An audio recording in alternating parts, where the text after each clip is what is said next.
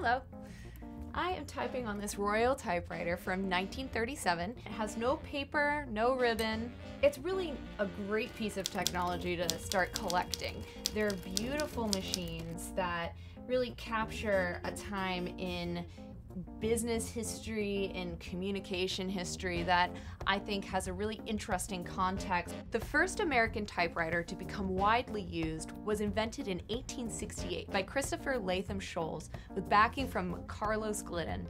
The Sholes and Glidden typewriter was then manufactured by E. Remington and Sons. So Remington took this patent of this idea and scaled it and became one of the most widely used typewriters. Once the typewriter was proven to be a technology that could be used in many different circumstances, the industry just took off and you had all different kinds of brands that were created. This Royal actually belongs to a friend of mine, and he and his buddy went to the dump and found it in a pile of junk. Can you imagine? And what they did is they got it back in working condition.